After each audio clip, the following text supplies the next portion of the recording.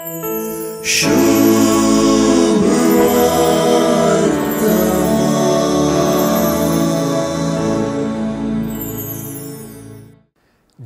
शिष्यांची अस्मिताय खंयच्यान ताटापूण आसा खरेंच जावन तांचे चालींत क्रिस्त पाटलाव्यांची ही चाल तांची आध्यात्मिकताय म्हणया.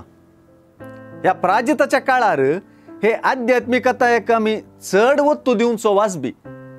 देखूनच प्राजिताच्या काळार दयाळायाच्या करण्याक आमी चड महत्व दिता. सुवार्थेंत दयाळायेचो मनोभाव क्रिस्त पाटलाव्यांची चाल वा आध्यात्मिकतायेचो प्रमुख वांटो मात्र न्ही, तांचे क्रिस्त जिविताच्या अस्मितायेचो सुवांटो म्हणून जेजून सांगून दिला. तितलेंच न्ही, सुवार्थेंत दयाळाय दाखोवच्यो विविध वाटोय सुचयल्यात. दाखल्याक झडती करिनासतना रावचें, बोगसूंचें, दान धर्म करचें.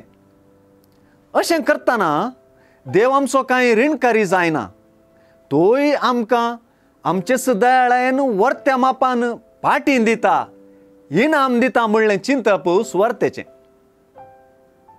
आमचे मुखांत्र कोणायकी बक्षण्याचो अनुभव जायत.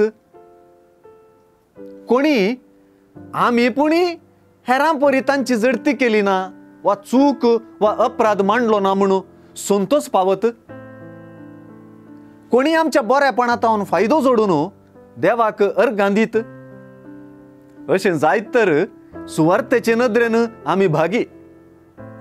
सुवार्थेची शिकोवन शीदा तरान आमची कर्ण घेतिल्ली मनशां आमी जावंक साध्य. अशें करूंक सलीस म्हणून कोणेय चिंतल्यार ती सूख समजल्यान. बोगसूंचो, झडती करनासतना रावचो, दान धर्म करचो शेगून रक्तांतच आसा म्हूण सांगूंक कोण धैर्य घेत. असलो शेगून सुवार्थेच्या आदारान रुपीत करचो पडटा आनी शिकचो पडटा.